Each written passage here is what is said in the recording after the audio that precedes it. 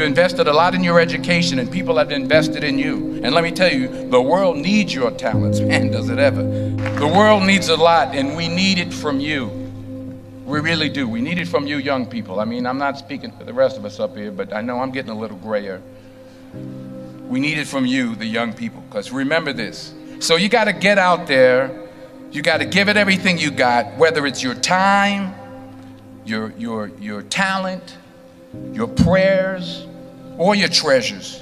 Because remember this, you will never see a U-Haul behind a hearse. I'll say it again. You will never see a U-Haul behind a hearse. You can't take it with you. The Egyptians tried it, and all they got was robbed. So the question is, what are you going to do with what you have? I'm not talking about how much you have. Some of you are business majors, some of you are theologians, nurses, sociologists. Some of you have money, some of you have patience, some of you have kindness, some of you have love, some of you have the gift of long suffering. Whatever it is, whatever your gift is, what are you going to do with what you have? Fail big. That's right. Fail big. Today's the beginning of the rest of your life, and it can be very frightening. It's a new world out there. It's a mean world out there, and you only live once. So do what you feel passionate about. Take chances professionally. Don't be afraid to fail. There's an old IQ test, was 9 dots, and you had to draw 5 lines with a pencil within these 9 dots without lifting the pencil. The only way to do it was to go outside the box. So don't be afraid to go outside the box. Don't be afraid to think outside the box. Don't be afraid to fail big, to dream big. But remember, dreams without goals are just dreams, and they ultimately fuel disappointment. So have dreams, but have goals. Life goals, yearly goals, monthly goals, daily goals. I try to give myself a goal every day. Sometimes it's just to not curse somebody out. Simple goals, but have goals. And understand that to achieve these goals, you must apply discipline and consistency. In order to achieve your goals, you must apply discipline, which you have already done, and consistency every day, not just on Tuesday and miss a few days. You have to work at it every day. You have to plan every day. You've heard the saying, we don't plan to fail, we fail to plan. Hard work works. Working really hard is what successful people do. And in this text, tweet, twerk world that you've grown up in, remember, just because you're doing a lot more doesn't mean you're getting a lot more done. Remember that. Just because you're doing a lot more doesn't mean you're getting a lot more done. Don't confuse movement with progress. My mother told me, she said, yeah, because you can run in place all the time and never get anywhere. So continue to strive, continue to have goals, continue to progress. I found that nothing in life is worthwhile unless you take risks. Nothing. Nelson Mandela said, there is no passion to be found playing small and settling for a life that's less than the one you're capable of living. Now, I'm sure in your experiences in school and applying to college and picking your major and deciding what you want to do with life, I'm sure people have told you to make sure you have something to fall back on. Make sure you got something to fall back on, honey. But I never understood that concept. having something to fall back on. If I'm going to fall, I don't want to fall back on anything except my faith. I want to fall forward. I figure at least this way I'll see what I'm going to hit. Fall forward. This is what I mean. Reggie Jackson struck out 2,600 times in his career, the most in the history of baseball. But you don't hear about the strikeouts. People remember the home runs. Fall forward. Thomas Edison conducted 1,000 failed experiments. Did you know that? I didn't know that. Because the 1,001st was the light bulb. Fall forward.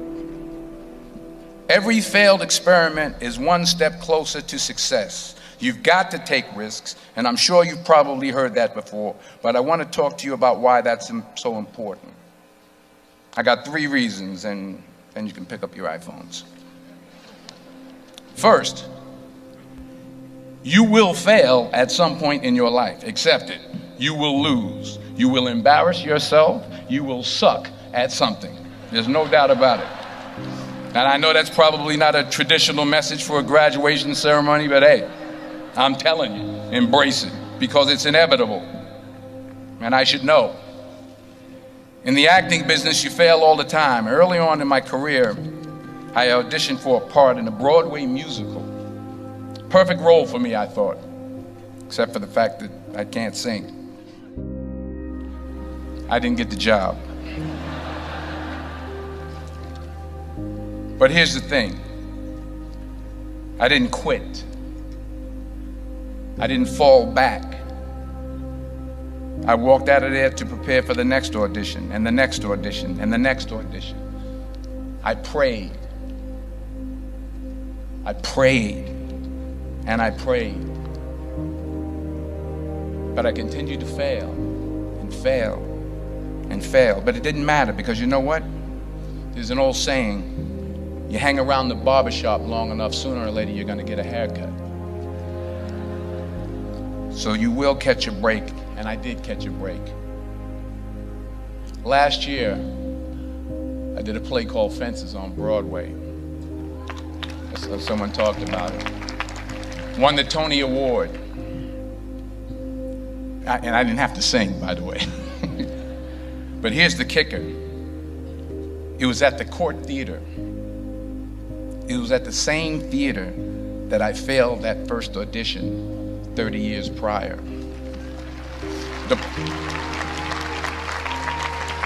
The point is, and I'll pick up the pace, the point is, every graduate here today has the training and the talent to succeed.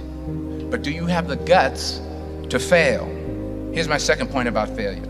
If you don't fail, you're not even trying. I'll say it again. If you don't fail, you're not even trying. My wife told me this great expression. To get something you never had, you have to do something you never did.